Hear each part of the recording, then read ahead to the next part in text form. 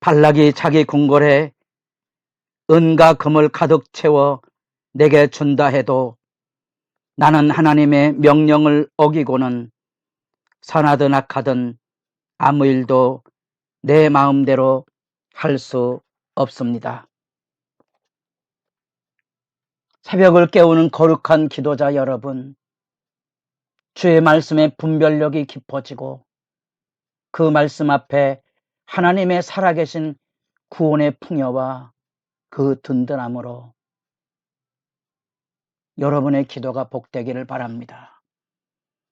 오늘 우리가 읽어갈 말씀은 민수기 24장 10절에서 25절까지의 말씀으로서 드디어 발락 왕과 발람 복술자가 주도했던 저주 사건의 마지막 부분들을 읽어가게 됩니다. 이 발락 왕의 저주 의도는 발람 선지자를 통한 하나님의 계시의 압도로 인하여 드디어 결별하게 됩니다. 발락 왕은 조작과 거짓으로 신을 움직일 수 있다고 생각했지만 발람은 신은 그렇게 사람의 힘으로 움직일 수 없음을 알았던 선지자였고 그는 그 하나님의 계시 앞에 하나님의 영으로 하나님의 계시를 전달하는 역할의 신실함을 나타내 보임으로써 이방인이지만 복술자였지만 마치 이스라엘의 선지자처럼 하나님의 구원 역사의 영광을 세 번째 예언 발락에서는 선포하고 이제 그들이 결별해서 떠나가며 발락 왕은 자기가 주도했던 뜻이 이루어지지 못함으로 그에게 약속했던 복채를 줄 수 없다는 그런 세상의 강도 같은 심리가 드디어 드러나고 발람은 비록 은금을 채워줄지라도 신이 전한 말, 하나님이 전한 말 외에는 더할 수 없음을 재확인시켜 줌으로써 처음에 발락 왕이 보냈던 사신들에게 전했던 그대로 처음과 끝까지 신의 말을 전하는 것으로 역할을 다하게 됩니다. 그러나 이제 25장이 있습니다. 이 발람과 발람의 저주 사건을 이렇게 표제로 반복해서 강조하고 있는 이유가 있다면 여러분들이 이런 22장과 24장 전체 말씀을 한꺼번에 읽어가시며 이 내용이 반복된 내용이 어떤 의미를 가지고 있는가, 하나님의 계시의 분명함이 그곳에 이방인 선지자의 입을 통하여 들려지지만 이것이 하나의 영적인 시험이라. 결국은 이렇게 이방인의 입을 통하여 들려진 말씀조차도 신뢰하고 그 말씀 앞에 깨어있지 못하면 어떻게 무너져 갈 것인지 아주 암울한 25장을 내다보게 하는 단락입니다. 어쩌면 하나님의 말씀에 완악한 이스라엘 백성의 본성, 하나님의 말씀을 미련하고 더디 믿는 예수님의 탄식처럼 오늘날 우리들에게도 하나님의 말씀이 마음에 와 닿지 않는 이 시대적인 강팍함을 새삼 생각하게 하는 단락의 마지막이고요. 25장에서 우리는 그 슬픈 몰락을 다시 한번 징벌로 지켜보아야만 했던 겁니다.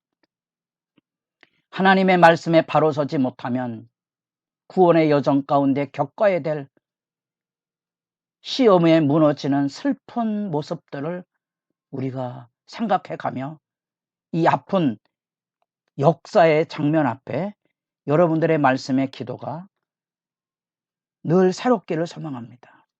결국은 이 3차의 예언 사역에 대한 결벌이 이루어졌지만 발람에게는 하나님의 주도권이 확인이 됐고 우리는 이 이방 선지자를 통하여 하나님의 구원의 의지와 그 열심과 그 구원의 복됨이 얼마나 풍요롭고 영광스러운지를 반복해서 듣고 보았습니다.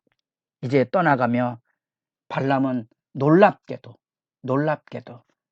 네 번째 예언을 통하여 그가 3차 예언을 할 때 하나님의 영의 강림하심을 보았던 그 역사의 연장으로서 이제 드디어 이스라엘 백성들의 미래 역사가 어떻게 펼쳐지는지, 이스라엘뿐 아니라 이스라엘 중심으로 한 주변 이 대적, 특별히 이 모압, 에돔, 아말렉, 아수르에 이르기까지 하나님의 구원 역사 앞에 이 대적들을 하나님께서 어떻게 주권적으로 다스릴지를 선포하고 있는 장엄한 미래 예언사를 듣게 됩니다. 마치 이사야의 말씀을 읽는 것처럼 하나님의 구원 역사의 미래사를 보는 것은 뜻밖의 사건입니다. 어쩌면 그만큼 하나님의 백성이 귀담아 들어야 될, 발람이 보여줬던 풍자 그대로 나귀는 보는데 선지자는 보지 못하는 우스꽝스러운 모습처럼 이 이방인 선지자를 통하여서라도 하나님이 깨우시는 위대한 계시의 경륜이 있는데, 그 구원 역사의 부요함과 그 권능과 그 축복이 선연한데 그 백성은 그 말씀에 귀를 기울이고 섰을까요? 그 안에 담겨져 있는 미래사, 이스라엘 백성의 하나님의 복된 주권 역사가 일어나는데, 대표적으로 한 별이 야곱에서 나오며 별, 한 규, 이 규라는 말은 왕이 가지고 있는 이전에 한글판에 홀로 번역된 단순한 지팡이가 아니고 왕권을 시사하는 홀의 개념이 그곳에 있는데, 바로 이 하나님의 통치가 이스라엘을 통하여 나타남으로써 모압을 이쪽에서 저쪽까지 무찌르고, 이런 말은 모압 왕 발락이 주도하고 교사했던 이스라엘을 저주함으로써 자기들을 보존하려고 했던 이 신을 돈으로 매수하고 신의 뜻을 바꿀 수 있다고 생각했던 것에 대한 분명한 응답입니다. 모압은 결국은 하나님의 주권 앞에, 이스라엘 백성 앞에 무너지게 될 것이고, 그 분명한 하나님의 심판을 면하지 못할 것을 가르치고, 더하여 이제 에돔에 대한 이야기도 들려지게 됩니다. 그 에돔은 이스라엘 백성이 출애굽의 이 여정, 40여 년의 기나긴 여정에 지쳤을 때 새로운 시작을 열어가는 그 길목에 서서 그들과 마주 대적했던 그 죄과에 대한 하나님의 심판이 여기 들려짐으로써 모압과 에돔의 정복에 대한 이 예언은 사무엘서에도 열왕기상에도 우리가 시편에도 이런 하나님의 심판의 선연한 역사가 증거되고 나타나고 있다는 사실입니다. 이제 더하여서 이스라엘의 출애굽 여정의 처음부터 이스라엘 역사의 끝까지 하나님의 원수로 활동했던 아말렉, 이 아말렉은 출애굽기 17장에 이스라엘 백성의 첫 광야 여정에 뒤통수를 쳤던 하나님의 분노를 초래했던 그 일과 우리가 잘 아는 사울과 다윗에 이어 마지막 에스더서의 하만에 이르기까지 그 집요한 유목민족의 하나님 백성의 뒤통수 치는 그런 악한 행동에 대한 징벌을, 그래서 아말렉은 민족들의 으뜸이나 그의 종말은 멸망에 이르리로다.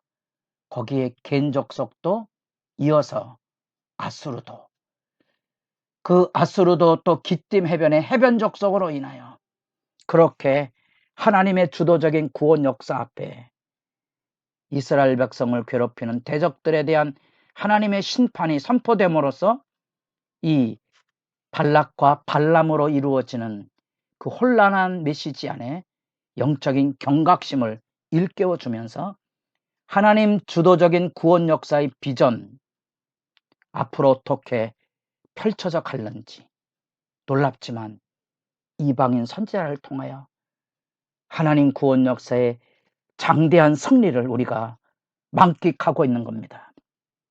그 안에 담겨져 있는 유일하신 하나님이 누구신가? 하나님이 말씀하신 그대로 언약에 신실하신 분이신가?